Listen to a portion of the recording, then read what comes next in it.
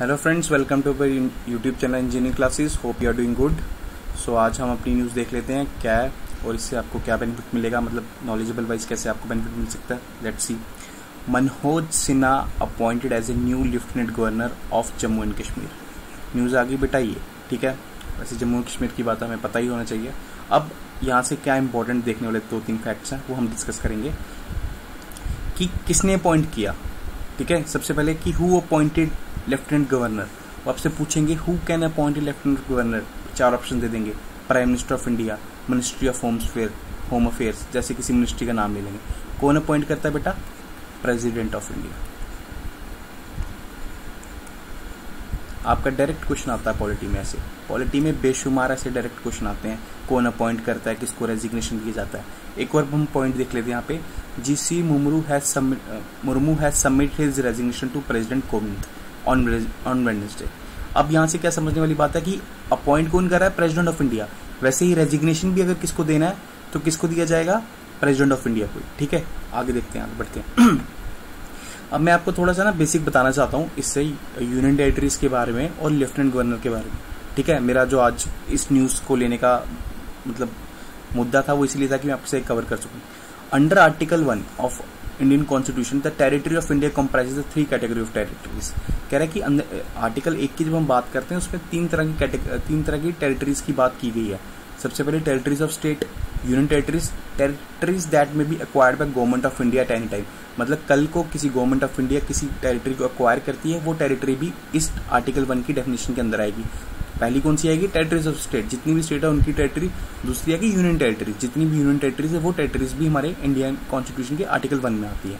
ठीक है बेटा, अगर देखिए at present there are 9 union territories and no acquired territories. कह रहा है कि अभी 9 यूनियन टेरिटरीज हैं और कोई भी एक्वायर्ड टेरिटरी नहीं है। तो union territories are those areas which are under the direct control of administration of central government.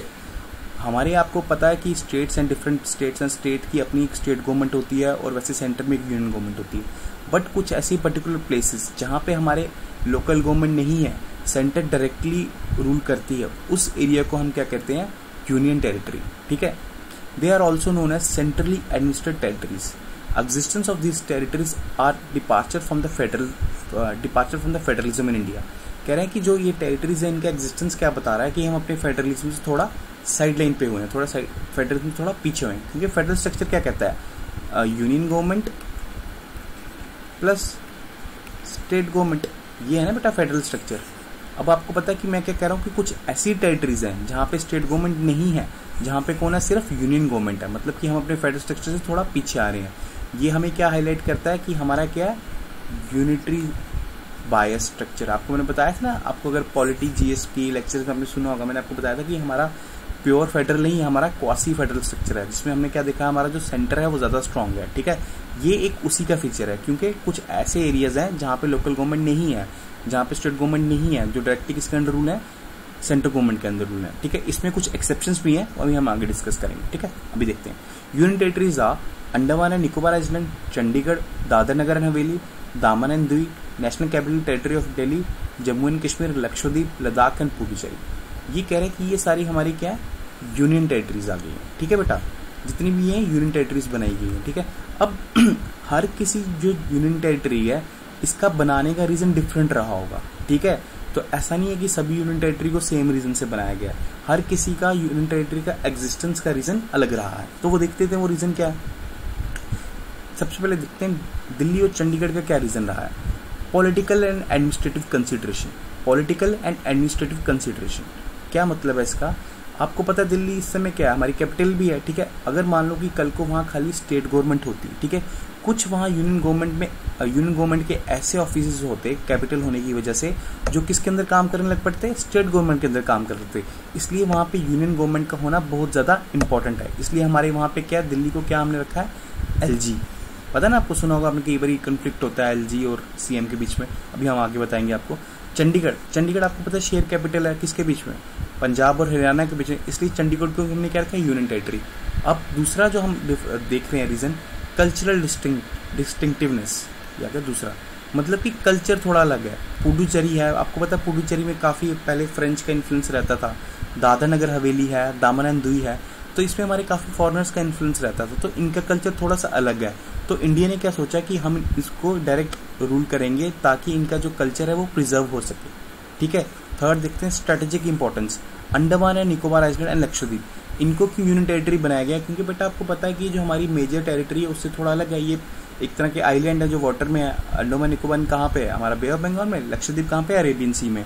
ठीक है, जिसके कारण क्या होता है, बड़ा स्ट्रेटेजिक लोकेशंस आ जाती है इंडियन ओशन में, तो इनके सीधा हमारी सेंट्रल गवर्नमेंट इन पे खुद रूल करना चाहती है। उन्हें पता है बड़ी स्ट्रेटेजिक लोकेशंस है, तो इसलिए हमारे यहाँ पे डायरेक्ट रूल होना ज़्यादा इंपॉर्टेंट रहेगा। अब जो हमारी J&K बनी है हमारी यूनियन टेरिटरी, इसको किस लिए बनाया गया? सिक्योरिटी पर्पज से। ठीक है, तो हम क्या देखेंगे, डिफरेंट रीजंस रहते हैं यूनियन टेरिटरी बनने का। ऐसा नहीं है कि सभी यूनियन टेरिटरीज का एक ही रीजन है। ठीक है, जिसके कारण क्या है, जैसे J&K को सिक्योरिटी पर्पस के लिए बनाएगा, और J&K के साथ क्या बोला गया कि जो यूनियन टेरिटरी का क्लॉज है ये क्या है? टेम्पररी है। ठीक है, अब वो सबसे अलग आ गया। ठीक है, ये बाकी सारे परमानेंट है, but union Jammu and Kashmir की क्या है? टेम्पररी यूनियन टेरिटरी है। ठीक है, अब हम क्या नोटिस करेंगे बेटा कि यूनियन टेरिटरी का बनाने का जो रीजन है वो भी डिफरेंट था, इसलिए यूनियन टेरिटरी की गवर्नेंस भी डिफरेंट है। अब तीन यूनियन टेरिटरीज ऐसी हैं जिसमें क्या है, हमारा लोकल गवर्नमेंट है। ठीक है, जो यूनियन टेरिटरीज में मोस्टली नहीं होती है, बट 3 एक्सेप्शंस ऐसी हैं। कौन कौन सी एक्सेप्शन है? दिल्ली है बेटा, पुडुचेरी है, और अब हमारी J&K भी आ गई। ठीक है, ये 3 ऐसी एक्सेप्शंस हैं जिसमें क्या है, हमारी लोकल गवर्नमेंट भी है। किसके साथ होते होते? यूनियन टेरिटरी के साथ होते होते लोकल गवर्नमेंट भी है। इसलिए यूनियन टेरिटरी का यहाँ पे कौन रहेगा रिप्रेजेंटेटिव? LG, lieutenant governor. और लोकल गवर्नमेंट का कौन रहेगा? CMs रहेंगे यहाँ पे। ठीक है, तभी हमारे दिल्ली में केजरीवाल जी है ना, वो CM है, बट वहीं हमारे वहाँ पे लेफ्टिनेंट गवर्नर भी है। तो आपने देखा होगा इनके बीच में काफ़ी कन्फ्लिक्ट रहता है। वो कहते हैं कि मेरा एरिया, ये कहते हैं मेरा एरिया। ठीक है, इसको चलो बाद में डिस्कस करेंगे, आगे बढ़ते हैं। UTs do not have their own government but still there exception. मैंने आपको बता दी कौन सी एक्सेप्शन है, दिल्ली, पुडुचेरी एंड अब Jammu and Kashmir. They are ruled directly by central government through lieutenant governor और एज ए एडमिनिस्ट्रेटर। हम कह सकते हैं कि उसको लेफ्टिनेंट गवर्नर भी कहा जा सकता है और एडमिनिस्ट्रेटर भी कहा जा सकता है। ठीक है, he is appointed by the central government and is representative of president of India. He is appointed bye central government. ठीक है, और किसके रिप्रेजेंटेटिव है? हमारे प्रेसिडेंट ऑफ इंडिया के रिप्रेजेंटेटिव हैं। कौन? हमारे LG। ठीक है, in India all the states and 3 union territories that is Puducherry, Delhi and Jammu and Kashmir possesses the elected legislative government. ठीक है, ये जो मैंने आपको एक्सेप्शन बता दी थी पहले, ये लिख रखी है यहाँ पे। ठीक है, though the UTs have the option of forming their own government and having legislature with elected members and chief ministers, yet the power of such governments are lesser than the state government. अब वो कह रहा है कि कुछ UTs के पास ये power है कि उनके पास अपनी क्या है, लोकल गवर्नमेंट है, जैसे मैंने आपको बताया दिल्ली, पुडुचेरी, जम्मू एंड कश्मीर, बट वो कह रहा है कि स्टिल इन लोकल गवर्नमेंट की जो पावर होगी वो जो बाकी स्टेट गवर्नमेंट है उनसे कम होगी। क्यों? क्योंकि यहाँ पे कुछ ऐसे सब्जेक्ट्स होंगे जो रिजर्व रखे जाएंगे, रिजर्व कर दिए जाएंगे। किसके लिए? सेंट्रल गवर्नमेंट के लिए। ठीक है, कुछ ऐसे पर्टिकुलर सब्जेक्ट्स होंगे जिन पे खाली सेंट्रल गवर्नमेंट ही लॉ बना सके। क्या पता वो कोई और, अगर वही सब्जेक्ट किसी और स्टेट पे है तो वहाँ स्टेट गवर्नमेंट उस पर लॉ बना सकती है, बट वही सब्जेक्ट जब इन तीनों में से किसी यूनियन टेरिटरी के अंदर होगा तो शायद उस पर हमारी यूनियन टेरिटरी की गवर्नमेंट लॉ नहीं बना सके। ठीक है, समझ आ रही है? अब मैं आपको एक और बात बताने देता हूँ कि इन तीनों में भी डिफरेंस है। अब ये जो 3 बनेंगी हमारी, जैसे कि हमारी जम्मू कश्मीर की, दिल्ली और पुडुचेरी की। जम्मू कश्मीर की अभी इलेक्शन नहीं हुई है तो अभी गवर्नमेंट नहीं बनी, इसलिए मैं पुडुचेरी और दिल्ली की बात करता हूँ। अभी पुडुचेरी और दिल्ली की अगर हम पावर देखेंगे LG की, किस रिस्पेक्ट में? वहाँ के CM के साथ, तो इनमें भी डिफरेंस है। जो दिल्ली वाले LG हैं उनकी पावर ज़्यादा है as compare to Puducherry LG के। यहाँ पे जो हमारे सेंट्रल में सब्जेक्ट जो रिजर्व रखे हैं दिल्ली में वो अलग रखे हैं एज कम्पेयर टू पुडुचेरी में। तो हम क्या देखेंगे कि यहाँ पे कोई यूनिफॉर्म पैटर्न नहीं है कि हर जगह LG का यही रोल रहेगा या ऐसे काम करेगा। वो डिपेंड करता है कि उसको क्यों बनाया गया था। ठीक है, क्या रीज़न क्या रहा? जैसे मैंने बताया ये रीज़न, ये इनमें से कौन सा रीज़न रहा था उसको बनाने का, यूनियन टेरिटरी को बनाने का, उस हिसाब से पावर दी जाएगी। ठीक है, अब जैसे हमारे जम्मू एंड कश्मीर में क्या बोला जा रहा है कि जो पुलिस है, लॉ एंड ऑर्डर है, वो किसके हाथ में रहेगा? रिजर्व सब्जेक्ट रहेगा, क्योंकि सिक्योरिटी रीजन से बनाई गई है। तो सेंट्रल गवर्नमेंट क्या कहेगी कि यहाँ की पुलिस हमारे अंडर रहे। ठीक है, ताकि हम सिक्योरिटी को पूरा इंतजाम करके हमेशा रख सकें। ठीक है, समझ आया? तो कल आप और डिटेल में स्टडी करते हो LGs के बारे में, लेफ्टिनेंट गवर्नर के बारे में, कहाँ CM दिल्ली और पुडुचेरी की, तो आप खुद रियलाइज करोगे कि उनका काम भी डिफरेंट है। जो लेफ्टिनेंट गवर्नर दिल्ली में काम कर रहा है वही काम लेफ्टिनेंट गवर्नर पुडुचेरी में नहीं कर रहा। ठीक है, वहाँ अलग पावर दी गई है लेफ्टिनेंट गवर्नर को और वहाँ अलग पावर दी गई है लेफ्टिनेंट गवर्नर को। ठीक है, आई होप आपको समझ लगा होगा। आगे बढ़ते हैं। अब मैंने आपको थोड़ा सा सोचा आपको स्टेट्स और यूनियन टेरिटरी के बारे में डिफरेंस बता दूं। देयर रिलेशन कैसा होता है, फेडरल। फेडरल रिलेशन कौन सा होता है बेटा, एक कॉन्स्टिट्यूशन में दोनों को पहले पावर्स दे रखी हैं, यूनियन को लिस्ट दे रखी है, स्टेट लिस्ट दे रखी है, तो कोई पंगा नहीं होगा, कॉन्स्टिट्यूशन से दोनों अपनी अपनी पावर डिराइव करेंगे। सेंटर इज यूनिटरी, यहाँ पावर कौन दे रहा है, सेंटर गवर्नमेंट जब लॉ बना रही है किसी यूनियन टेरिटरी के लिए जो स्पेसिफाई करेगा कि ये यूनियन टेरिटरी के पास ये सब्जेक्ट्स हैं, तो पावर कौन देगा, सेंट्रल गवर्नमेंट देगी। कहीं कॉन्स्टिट्यूशन से पावर नहीं आ रही, तो ये कौन सा फीचर होगा, यूनिटरी फीचर होगा। They share a distribution of power with centre, ये पावर डिस्ट्रीब्यूशन शेयर करेंगे सेंटर के साथ। जैसे मान लो कि ये पर्टिकुलर सब्जेक्ट पे 100 सब्जेक्ट पे यूनियन बनाएगा, तो यहाँ पर्टिकुलर सब्जेक्ट पे 50 सब्जेक्ट पे स्टेट बनाएगा। बट वहाँ ऐसा नहीं है, वहाँ सेंटर की मर्जी होगी कि अगर आपको मैंने 10 सब्जेक्ट्स दे रखे हैं, कल को मेरे को इन 10 पे भी बनानी पड़ती है, तो मैं आप ये बना सकता हूँ, ठीक है। सेंटर के पास पावर होती है। दे हैव ऑटोनॉमी, अब ऑब्वियसली उनके पास अपनी पावर है, उनके पास अपने सब्जेक्ट्स हैं, तो उनकी ऑटोनॉमी होगी। इनके पास ऑटोनॉमी नहीं होती। There is uniformity in the administrative setup, आपको पता है सबसे ऊपर क्या होगा, गवर्नर, सीएम होगा, सीएम के आगे मिनिस्टर्स होंगे। But there is no uniformity in the administrative setup, यहाँ यूनिफॉर्मिटी नहीं है। जैसे मैंने आपको बताया कि एलजी है, कईयों में एडमिनिस्ट्रेटिव है, अब कईयों की एलजी है तो उसके पास सीएम है, कईयों में सीएम नहीं है, कईयों में अगर एलजी और सीएम दोनों है तो एलजीओ की पावर अलग अलग है। तो हम क्या देखेंगे, डिफरेंसेस हैं, बहुत नॉन यूनिफॉर्म है बेसिकली यूनियन टेरिटरीज का हमारा एडमिनिस्ट्रेशन, ठीक है। Executive head is a governor, यहाँ पे एग्जीक्यूटिव हेड को डिफरेंट नाम से जाना जाता है, एडमिनिस्ट्रेटर, लेफ्टिनेंट गवर्नर और चीफ कमिश्नर। डिपेंड करेगा किस रीजन से बनाया गया था और क्या उधर का जब एक हमारा जो एक्ट बना था उस एक्ट में क्या लिख रखा है, ठीक है। तो अगर उस एक्ट में लिख रखा है कि इसको एडमिनिस्ट्रेटर रूल करेगा तो वहाँ एडमिनिस्ट्रेटर बैठा जाएगा। अगर उस एक्ट में लिखेगा लेफ्टिनेंट गवर्नर रूल करेगा तो वहाँ लेफ्टिनेंट गवर्नर का रूल रहेगा, ठीक है। वो डिपेंड करता है कि गवर्नमेंट क्या एक्ट लाती है, उसमें गवर्नमेंट जब एक्ट ला रही है यूनियन टेरिटरी को बनाने का तो किस एक्ट से कर रहे हैं। Governor is the constitutional head of the state, governor यहाँ पे क्या है, constitutional head of the state. यहाँ पे क्या, administrator is agent of a president. यहाँ रखना कि वो पूछेंगे कि LG is head of the state, जब constitutional head of the, LG is constitutional head of the state, वो कॉन्स्टिट्यूशनल हेड नहीं है, ठीक है, ये बात याद रखना। वो क्या एक तरह का रिप्रेजेंटेटिव है किसका, प्रेसिडेंट का। बट वहीं जो हमारे गवर्नर है हमारे कॉन्स्टिट्यूशनल हेड है। Parliament can not make laws on the subject of state in relation to state except under extraordinary circumstances. वो कह रहा है कि पार्लियामेंट जनरली लॉ नहीं बना पाता स्टेट लिस्ट में। आपको मैंने बताया था ना, स्टेट लिस्ट दे रखी है, सेंट्रल लिस्ट दे रखी है। वो कह रहा है जब तक अनएक्सेप्शनल कंडीशंस ना हो तब तक पार्लियामेंट लॉ नहीं बनाएगा। बट कह रहे हैं कि यूनियन टेरिटरीज में ऐसा कुछ नहीं है, क्योंकि यूनियन टेरिटरीज में स्टेट ही उनको दे रहा है कि आपकी ये प्रोविजंस है, आप इसमें लॉ बना सकते हो, ठीक है। तो इसमें पार्लियामेंट खुद लॉ बना सकता है किस पे, स्टेट सब्जेक्ट पे भी। बट यहाँ पे याद रखना कि एक्सेप्शन होगा। एक्सेप्शन कैसे, कि जिसके अंदर गवर्नमेंट है, जिस यूनियन टेरिटरी के अंदर गवर्नमेंट है, उस गवर्नमेंट को जो सेंटर ने एक बारी लॉ दे दिया, एक बारी बता दिया कि हाँ आपके पास ये सब्जेक्ट है, उन सब्जेक्ट पे फिर स्टेट गवर्नमेंट ही लॉ बनाएगी। उन सब्जेक्ट पे फिर पार्लियामेंट इंटरफेयर नहीं करेगा जनरली, अगर वो किसी के साथ वायलेट ना करते हो किसी सब्जेक्ट के साथ, ठीक है। आगे देखते हैं। अब यहाँ पे गवर्नर और लेफ्टिनेंट गवर्नर का डिफरेंस देख लेते हैं। अब गवर्नर इज अपॉइंटेड अंदर आर्टिकल 153 और वहीं जो लेफ्टिनेंट गवर्नर है वो आर्टिकल 239 अपॉइंट होता है। वो कहता है कि every UT in India shall be administered by the president. जितनी भी यूनियन टेरिटरी हैं वो कौन एडमिनिस्ट्रेट करेगा, प्रेसिडेंट करेगा, through an administrator to be appointed by him. किससे, एडमिनिस्ट्रेटर से जो अपॉइंटेड बाय हिम होगा। It is called lieutenant governor in Andaman Nicobar, island, Puducherry and Delhi. अब किसमें आ जाएगा, JNK में आ जाएगा। तो JNK, अंडमान निकोबार, पुडुचेरी और दिल्ली में हम उस एडमिनिस्ट्रेटर को क्या कहते हैं, लेफ्टिनेंट गवर्नर कहते हैं, ठीक है। Governor is the constitutional head of state, ये मैंने आपको पीछे भी बता रखा था, governor is the constitutional head of state. Lieutenant governor is not an constitutional head of the state, ये मैंने आपको पीछे बताया था। लेफ्टिनेंट गवर्नर क्या है, यहाँ पे जस्ट एक एडमिनिस्ट्रेटर इज क्या है, just is an agent of the president. यहाँ पे बताया है एजेंट ऑफ प्रेसिडेंट है, वही ये बात रिपीट हो रही है। और यही हमारा governor is the constitutional head of the state. वही हमारा जो एडमिनिस्ट्रेटर है वो कॉन्स्टिट्यूशनल हेड नहीं होता, ठीक है। Article 153 to article 167 deals with the Indian constitution, deals with the state executive of state, जिसमें गवर्नर आता है, सीएम आता है, काउंसिल ऑफ मिनिस्टर आता है, एडवोकेट जनरल ऑफ स्टेट आता है। वहीं अगर इससे कौन सा आर्टिकल डील करता है, आर्टिकल 239 टू 241। अब आपको ये आर्टिकल्स याद रखने की जरूरत नहीं है, बट स्टिल मैंने एक कहीं आइडिया रखने के लिए आपको बता दिया। State have their own government duty directly govern by the union, इसमें एक्सेप्शंस हैं, याद रखना, ठीक है। आई होप आपको क्लियर हो गया होगा गवर्नर और लेफ्टिनेंट गवर्नर में क्या फ़र्क होता है, ठीक है। अब काफ़ी न्यूज़ में आ रहा है कि हमारे जो जीसी मुर्मू साहब हैं वो CAG अपॉइंट होने वाले हैं। अभी श्योर नहीं है, बट मैंने सोचा कि अपॉइंट होने वाले हैं, जब हो जाएंगे तो इसलिए आपको CAG के बारे में बता देता हूँ। Controller and auditor general of India.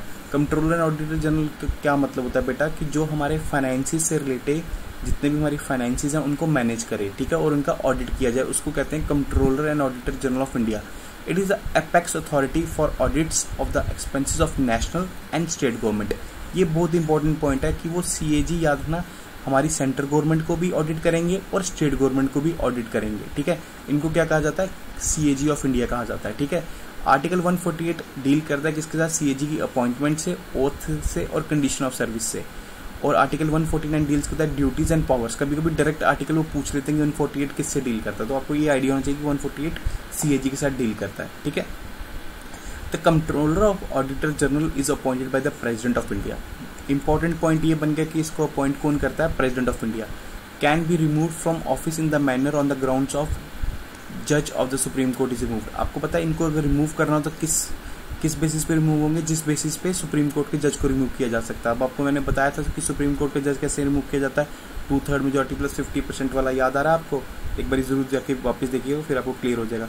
The person appointed to this office should take an oath of office before the president और any other person appointed by the office of the president. वो कह रहा है कि जो CAG जब भी office में जाएगा तो उन्हें पहले ओथ लेनी पड़ेगी ऑफिस की, ठीक है। और वो ओथ ऑफिस की कौन दिलवाएगा? प्रेसिडेंट ऑफ इंडिया, जहाँ प्रेसिडेंट ऑफ इंडिया से कोई बंदा जो उन्होंने अपॉइंट किया होगा। अब ये बड़ा इंपॉर्टेंट पॉइंट है बेटा। CAG is not eligible further office after the end of the tenure either in government of India और एनी स्टेट गवर्नमेंट। वो कह रहा है कि जो एक बारी CAG बन गया उसके रिटायरमेंट के बाद उनको कहीं पे अपॉइंट नहीं किया जाएगा, किसी भी ऑफिस में अपॉइंट नहीं किया जाएगा, चाहे वो गवर्नमेंट ऑफ इंडिया का हो चाहे स्टेट गवर्नमेंट का हो। ऐसा क्यों है? बेसिकली CAG का काम क्या है? लेमन टर्म में समझाऊं, CAG का काम क्या है? ऑडिट करना। ऑडिट करने का क्या मतलब होता है? ये देखना कि जो सेंट्रल गवर्नमेंट ने और स्टेट गवर्नमेंट ने एक्सपेंडिचर किया है पैसे का, वो सही किया है कि गलत किया है। ये उसका हिसाब बताता है कि हाँ गवर्नमेंट कह रही थी हमने यहाँ पैसा खर्च किया, तो एक तरह का बताएगा कि ये सही किया है कि गलत किया। कई बार हमने पहले देखा है कि गवर्नमेंट ने कभी कभी गलत किया होता है, कुछ फ्रॉड होती है, कुछ करप्शन होती है, तो CAG उसको हाईलाइट करता है कि हाँ यहाँ पे करप्शन हुई है। आपने सुना होगा विनोद राय जी के बारे में, उन्होंने कितने जो स्कैम्स हुए थे UPA 2 में, वो किसने हाईलाइट किए थे? CAG ने हाईलाइट किए थे। वो कैसे पता लगता है? जब ये ऑडिट कर रहे थे उनके पैसे, 2G स्कैम हो गया, कोल स्कैम हो गया, कैसे पता लगा था? CAG ने जब ऑडिट किए थे। तो इसलिए क्या कहा जाता है इस बात के लिए कि CAG कहीं गवर्नमेंट को फेवर ना कर दे, इस चक्कर में कि कल को मैं रिटायर हो जाऊंगा तो गवर्नमेंट मेरे को जॉब ऑफर कर देगी पोस्ट रिटायरमेंट। तो हमारे कॉन्स्टिट्यूशन ने पहले ही मना कर दिया कि गवर्नमेंट ऐसा नहीं करती, ताकि CAG उन्हें फेवर ना कर पाए। CAG इंडिपेंडेंट रह के अपना रोल करे पूरा, ठीक है। The person is appointed for a period of 6 years और until the age of attaining age of 65 years। कह रहे हैं कि जा तो 6 साल के लिए अपॉइंट किया जाएगा, जा 65 years तक, जो भी पहले आ जाए उसके बाद उनकी रिटायरमेंट हो जाएगी। अगर उनको 6 साल पूरे हो गए ऑफिस में फिर भी रिटायर हो जाएंगे, अगर वो 65 years के हो गए तो फिर भी रिटायर हो जाएंगे, ठीक है। याद ना कि इनकी इंडिपेंडेंट बड़ी इंपॉर्टेंट होती है, क्योंकि इनका काम क्या है? एक तरह का ऑडिट करना गवर्नमेंट का, और गवर्नमेंट तो यही चाहेगी कि हमारे फेवर में रहे। इसलिए जो CAG का ऑफिस है हमने क्या बनाया गया? एक इंडिपेंडेंट ऑफिस बनाया गया, जिसको सिक्योरिटी ऑफ टेन्योर दिया गया। सिक्योरिटी ऑफ टेन्योर कैसे? कि इसको जल्दी जल्दी रिमूव नहीं कराया जा सकता। जैसे सुप्रीम कोर्ट के जज को रिमूव नहीं कराया जा सकता, वैसे CAG को भी रिमूव नहीं कराया जा सकता। पावर ऑफ CAG कह रहा है कि CAG को डिफरेंट पावर्स दी गई ऑडिट करने के। जितना भी एक्सपेंडिचर है from consolidated fund of India and consolidated fund of state, CAG audit करेगा। फिर contingency fund of and public fund accounts किसके? स्टेट एंड सेंटर दोनों के कौन करेगा? CAG करेगा। All the stores and stock of all the government office और departments कौन करेगा? CAG ऑडिट करेगा। Accounts of all the government companies setup under the companies act 1956 कह रहा है जितनी भी गवर्नमेंट की कंपनीज हैं उसका भी कौन करेगा ऑडिट? CAG करता है। Accounts of the central government और corporation whose acts provided by the audit CAG कह रहा है जितने भी सेंट्रल गवर्नमेंट के कॉर्पोरेशन हैं जिसके एक्ट में बताया गया ये बात कि ऑडिट किससे होगा? CAG। उनका ऑडिट कौन करेगा? CAG करेगा। Accounts of the all the authorities and the body substantially funded from the consolidated fund of India. कोई भी ऐसी बॉडीज अथॉरिटी जिसको कौन फंड कर रहा है? फंड कहाँ से मिल रहा है? कंसोलिडेटेड फंड ऑफ इंडिया से मिल रहा है, उसको भी CAG ही ऑडिट करेगा। Accounts of any authority even though not substantially funded by the government at either request of president और गवर्नर और प्रेसिडेंट। कह रहा है कि चाहे ऐसा भी हो सकता है कि कुछ ऐसी बॉडी हो जो फंडेड ना की जा रही हो गवर्नमेंट से, बट स्टिल गवर्नर या प्रेसिडेंट अगर रिक्वेस्ट करे CAG को तो CAG उसको भी ऑडिट कर सकता है। अगर आपको ये कोशिश करना है याद रहे, अगर बाई चांस याद नहीं होते तो बस ये इंपॉर्टेंट चीज़ें याद रखने की। Contingency fund, public account fund, consolidated fund of both state government as well as central government. और बेटा ये इंपॉर्टेंट चीज़ है कि CAG submits 3 audit reports to president, जिसके बाद प्रेसिडेंट ये ऑडिट रिपोर्ट्स कहाँ देता है, पार्लियामेंट में देते हैं। ठीक है, ऑडिट रिपोर्ट्स का नाम क्या है, audit report on the appropriation account, audit report on the finance account, audit report on the public undertakings. ये आप इसको नाम याद रख लो, अगली बारी फिर किसी वीडियो में इसको हम डिटेल में डिस्कस करेंगे। आई होप आपको CAG के बारे में समझ लगा हो, आपको लेफ्टिनेंट गवर्नर के बारे में समझ लगा हो, आपको यूनियन टेरिटरीज के बारे में समझ लगा हो। अगर आपको समझ लगा है प्लीज़ इस वीडियो को लाइक कीजिए और अपने फ्रेंड्स तक शेयर कीजिए। Thank you, take care.